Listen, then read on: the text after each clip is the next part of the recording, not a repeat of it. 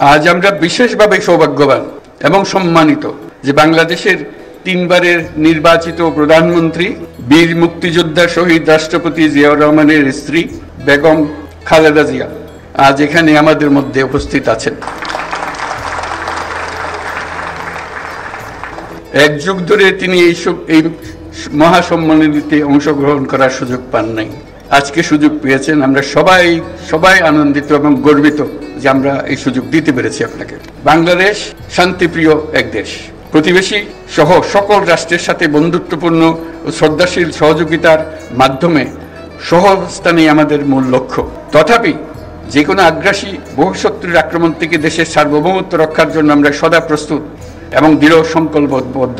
সে লক্ষ্যে উন্নত বিশ্বের সঙ্গে তাল মিলিয়ে আমাদের সেনা, নৌ ও বিমান বাহিনী পুনর্গঠন, সশস্ত্র বাহিনীর সদস্যদের উন্নত প্রশিক্ষণ ও বাহিনী সমূহকে আধুনিক প্রযুক্তির সংযুক্তির প্রয়াস অব্যাহত রয়েছে।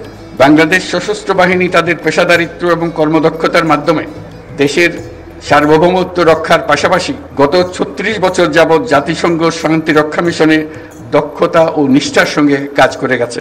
শান্তি ও নিরাপত্তা বজায় রাখার প্রচেষ্টায় বাংলাদেশ আজ একটি দায়িত্বশীল ও নির্ভরযোগ্য নাম। জাতিসংঘে আমাদের শান্তিরক্ষীরা 43টি দেশে 63টা ইউএন মিশন সফলতার সঙ্গে সম্পন্ন করেছে। বর্তমানে 12টি মিশনে আমাদের শান্তিরক্ষীরা নিয়োজিত আছে।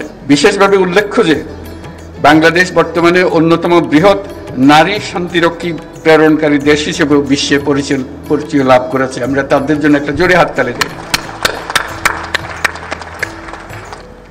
এই জন্য আপনাদের আপনাদের অন্তরের অন্তঃস্থল থেকে ধন্যবাদ জানাই।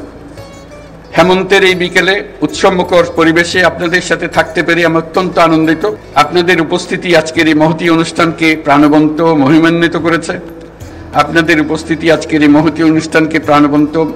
করেছে। সশস্ত্র বাহিনীর পক্ষ থেকে আপনাদের সকলকে জানাই আন্তরিক ধন্যবাদ। পরিশেষে সশস্ত্র বাহিনীর সকল সদস্য এবং তাদের পরিবারবর্গের সুখ, শান্তি ও কল্যাণ কামনা করছি। আপনারা সকলে যেন দেশের উন্নয়ন ও অগ্রগতি সাধনে সশস্ত্র বাহিনী দিবসের আদর্শ ও অনুপ্রেরণায় উদ্বুদ্ধ হয়ে ঐক্যবদ্ধভাবে কাজ করে যেতে পারেন সেই কামনা করছি। আমি আমার বিদেশি বন্ধুদের উদ্দেশ্যে দুটি কথা বলি।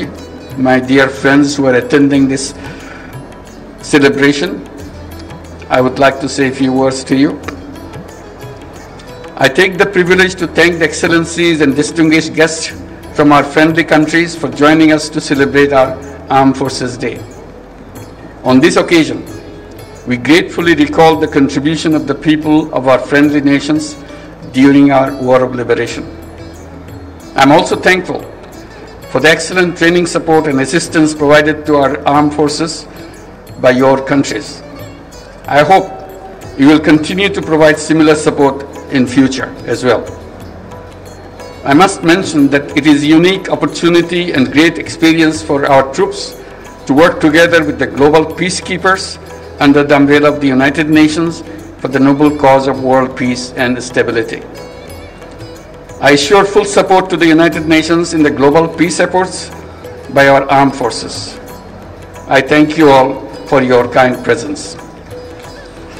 প্রিয় সুধীবৃন্দ, আপনাদের সবাইকে আজকের অনুষ্ঠানে অংশগ্রহণের জন্য আন্তরিক ধন্যবাদ জানাচ্ছি। মহান আল্লাহ আমাদের সহায় হোক। আল্লাহ হাফেজ।